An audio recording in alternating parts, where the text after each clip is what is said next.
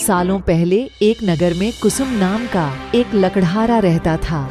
वो रोज जंगल लकड़ी काटने के लिए जाता और उन्हें बेचकर जो कुछ पैसे मिलते उससे अपने लिए खाना खरीद लेता था।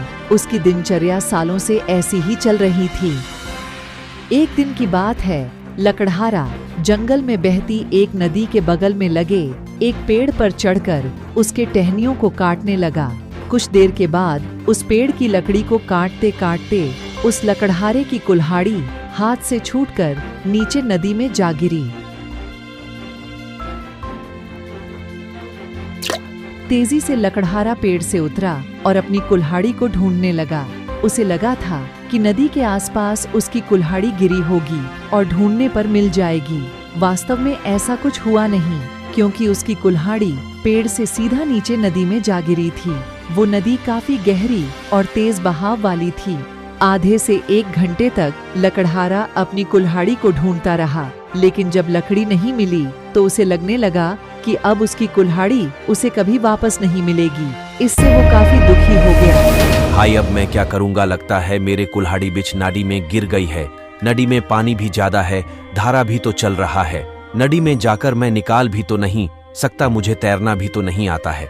अब मैं क्या करूं? कैसे लकड़ियां काटूंगा दूसरी कुल्हाड़ी के लिए? मेरे पास इतने पैसे भी नहीं है। अब क्या होगा? अब वो अपनी स्थिति पर नदी किनारे बैठे बैठे रोने लगा। हाय हे भगवान, ये मेरे साथ क्या हो रहा है? कौन से गलती का दंड दे रहे हो? अब मैं कैसे लकड़ी काटूंगा? यह सुनकर नदी के देवता को लकड़हारे पर दया आ गई। लकड़हारे की रोने की आवाज सुनकर वहां नदी देवता आ गए। उन्होंने लकड़हारे से पूछा, बेटा, क्या हो गया? तुम इतना क्यों रो रहे हो? कुछ खो दिया है क्या तुमने इस नदी में? नदी के देवता के सवाल सुनते ही लकड़हारे ने उन्हें अपनी कुल्हाड़ी गिरने की कहानी सुना दी। हे इस नदी के देवता, मेरी कुल्हाड़ी नदी में गिर गई है। मेरे पास इतना पैसा भी नहीं है मैं दूसरा कुल्हाड़ी खरीद लूं। मैं लकड़ियां बेचकर अपना घर चलाता हूं। अब मैं क्या करूं? आप ही बताओ। नदी के देवता के सवाल सुनते ही लकड़हारे ने उन्हें अपनी कुल्हाड़ी गिरने की कहानी सुना दी। नदी के देवता ने पूरी बात सुनते ही कुल्हाड़ी को ढूंढने में लकड़हारे की मदद करने की बात कही। बेटा लकड़हारा, तुम चिंता मत करो। तुम्हारी कुल्हाड़ी को मैं नदी में से खोज कर दूंगा। किसी तरह नदी के देवता लकड़हारा को समझाकर अंतर्ध्यान हो गए। कुछ देर बाद नदी के देवता नदी से बाहर निकल कर आए और उन्होंने लकड़हारे से कहा कि बेटा लकड़हारा, देखो, मैं तुम्हारी कुल्हाड़ी लेकर आ गया हूँ।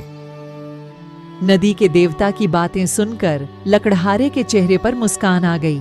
तभी लकड़हारे ने देखा कि नदी के देवता ने अपने हाथों में सुनहरी रंग की कुल्हाड़ी ले रखी है।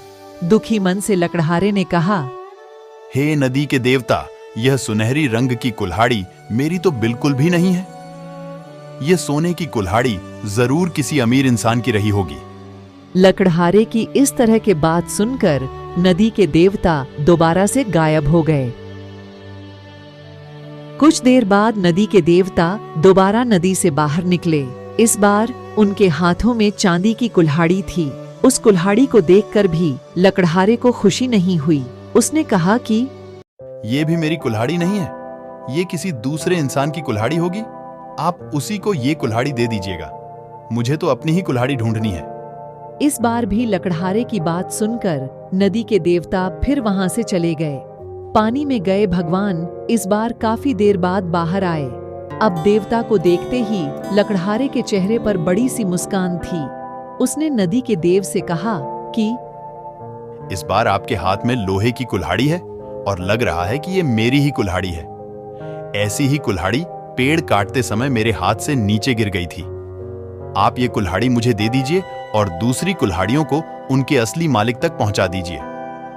लकड़हारे की इतनी ईमानदारी और निष्पाप मन को देखकर नदी के देवता को काफी अच्छा लगा।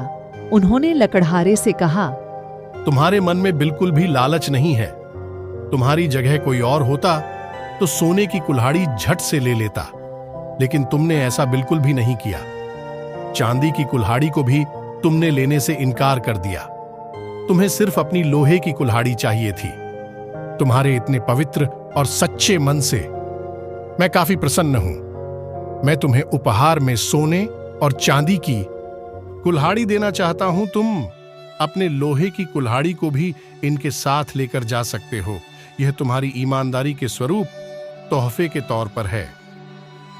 धन्यवाद नदी देवता। नदी देवता की बातें सुनकर लकड़हारा बहुत खुश हुआ और कुल्हाड़ी लेकर अपने घर वापस लौट आया।